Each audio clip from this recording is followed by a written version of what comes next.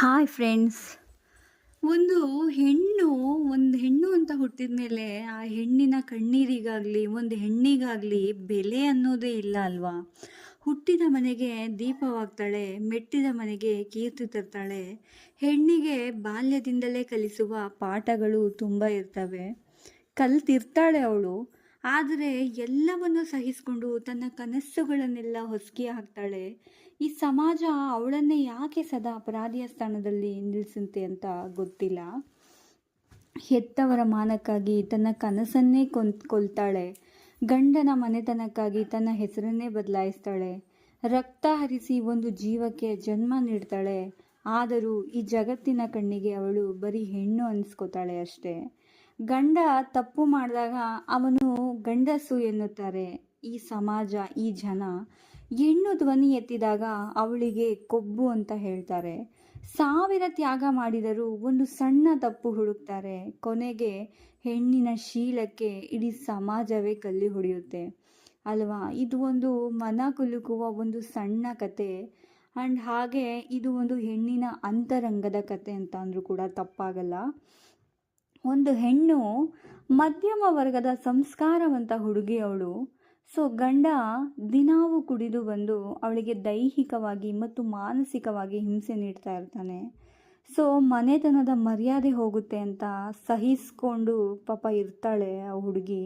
ತನ್ನ ಕಣ್ಣೀರನ್ನು ಯಾರೂ ನೋಡದಂತೆ ನುಂಗಿ ಗಂಡನ ಒದೆ ತಿಂದು ನಗುತ್ತಾ ಸಂಸಾರ ಮಾಡ್ತಾ ಇರ್ತಾಳೆ. ಅವನಿಗೆ ಒಳ್ಳೆಯ ಬುದ್ಧಿ ಬರಲಿ ಎಂದು ದಿನಾವೂ ದೇವರಲ್ಲಿ ಪ್ರಾರ್ಥಿಸ್ತಾ ಇರ್ತಾಳೆ. ಆದರೆ ಒಂದಿನ ಗಂಡ ಕುಡಿತದ ಮತ್ತಿನಲ್ಲಿ ಅವಳ ಶೀಲದ ಮೇಲೆ ಸಂಶಯಪಟ್ಟು ಅವಳನ್ನು ಅರ್ಧರಾತ್ರಿಯಲ್ಲಿ ರಸ್ತೆಗೆ ತಳ್ತಾನೆ. ಅಲ್ಲಿಂದ ಶುರುವಾಗುತ್ತೆ ಈ ಸಮಾಜದ ಅಸಲಿ ಕ್ರೌರ್ಯ. ಸೊ ಯಾರು ಈ ವಿಡಿಯೋನ ಕೊನೆಯವರೆಗೂ ಸ್ಕಿಪ್ ಮಾಡದೆ ನೋಡಿ. ಸೊ ಹಾಗೆ ನಿಮ್ಮ ಅಭಿಪ್ರಾಯ ಕಮೆಂಟ್ ಮೂಲಕ ತಿಳಿಸಿ. ನೆರೆಹೊರೆಯವರು ಹೇಳ್ತಾರೆ, ಅವನೊಬ್ಬನೇ ತಪ್ಪು ಮಾಡಲು ಸಾಧ್ಯವಿಲ್ಲ, ಈ ಹುಡುಗಿಯ ನಡತೆಯಲ್ಲಿ ಏನೋ ದೋಷ ಇರಬೇಕು, ಇಲ್ಲದಿದ್ದರೆ ಗಂಡ ಯಾಕೆ ಮನೆಯಿಂದ ಆಚೆ ಹಾಕ್ತಿದ್ದ ಅಂತ. ಆದರೆ ಕೋರ್ಟ್ ಕಚೇರಿ ಹೇಳುತ್ತೆ, ನಿನ್ನ ಮೇಲಿನ ದೌರ್ಜನ್ಯಕ್ಕೆ ಸಾಕ್ಷಿ ಎಲ್ಲಿದೆ? ಅವಳ ಮನಸ್ಸಿಗೆ ಬಿದ್ದ ಗಾಯಗಳಿಗೆ ಯಾವ ಸಾಕ್ಷಿ ಇರುತ್ತದೆ ಹೇಳಿ ಅಂತ ಕೋರ್ಟ್ ಹೇಳುತ್ತೆ. ಆದರೆ ಕೊನೆಗೆ ಹೆತ್ತವರು ಹೇಳ್ತಾರೆ, ಗಂಡನ ಮನೆಯಲ್ಲಿ ಸತ್ತು ಬಿದ್ದಿದ್ದರೂ ನಮಗೆ ನೆಮ್ಮದಿ ಇರ್ತಿತ್ತು, ಈಗ ಊರವರ ಮುಂದೆ ನಮ್ಮ ತಲೆ ತಗ್ಗಿಸ್ಬಿಟ್ಟೆ ಅಂತ ಹೇಳ್ತಾರೆ. ಸೊ ಹೀಗೆಲ್ಲ ಹೇಳಿದಾಗ ಆ ಹೆಣ್ಣಿಗೆ ನಮ್ಮೋರು ತಮ್ಮೋರು, ನನ್ನ ಮನೆ ನನ್ನದು ಜಾಗ ಅಂತ ಎಲ್ಲಿಗೆ ಅಂತ ಹೋಗ್ತಾಳೆ.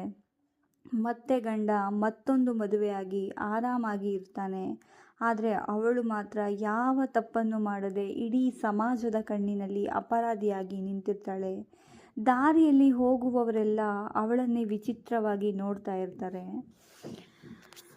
ಸೊ ಒಂದು ಹೆಣ್ಣಿನ ಕಣ್ಣೀರಿನ ಪ್ರಶ್ನೆ ಏನಂದರೆ, ಯಾಕೆ ಹೆಣ್ಣಿಗೆ ಯಾವಾಗಲೂ ಕೆಟ್ಟ ಹೆಸರು? ಮದುವೆ ಮುರಿದು ಬಿದ್ದರೆ ಅದಕ್ಕೆ ಹೆಣ್ಣಿನ ಅಹಂಕಾರ ಕಾರಣ ಎನ್ನುತ್ತಾರೆ. ಗಂಡ ದಾರಿ ತಪ್ಪಿದ್ರೆ ಹೆಣ್ಣು ಅವನನ್ನು ಸರಿಯಾಗಿ ನೋಡ್ಕೊಂಡಿಲ್ಲ ಅಂತಾರೆ. ಅತ್ಯಾಚಾರ ನಡೆದರೆ ಅವಳು ಹಾಕಿದ ಬಟ್ಟೆ ಸರಿ ಇಲ್ಲ ಅಂತಾರೆ. ತಡರಾತ್ರಿ ಆಚೆ ಹೋಗಿದ್ದಳು ಎಂದು ಅವಳನ್ನೇ ದೂಷಿಸ್ತಾರೆ. ಅವಳು ಮಗಳಾಗಿ, ಹೆಂಡತಿಯಾಗಿ, ತಾಯಿಯಾಗಿ ಸವೆದು ಹೋದಾಗ ಯಾರೂ ಚಪ್ಪಾಳೆ ತಟ್ಟೋದಿಲ್ಲ. ಆದರೆ ಅವಳ ಬದುಕಿನಲ್ಲಿ ಒಂದು ಸಣ್ಣ ಬಿರುಗಾಳಿ ಎದ್ರೆ ಸಾಕು, ಇಡೀ ಸಮಾಜ ನ್ಯಾಯಾಧೀಶರಂತೆ ಕೈಯಲ್ಲಿ ಕಲ್ಲು ಹಿಡಿದು ನಿಂತು ಬಿಡುತ್ತೆ. ಇದು ನಮ್ಮ ಸಮಾಜ. ಯಾಕೆ ಎಲ್ಲರೂ ಹೆಣ್ಣನ್ನೇ ದೂಷಿಸ್ತಾರೆ? ನನ್ನ ನಿಜವಾಗ್ಲೂ ಈ ಕತೆ ಕೇಳಿ ಹೌದಲ್ವಾ, ಯಾಕೆ ಎಲ್ಲರೂ ನಾನು ಒಂದು ಹೆಣ್ಣು, ಯಾಕೆ ಹೆಣ್ಣನ್ನೇ ದೂಷಿಸ್ತಾರೆ ಎಲ್ಲರೂ?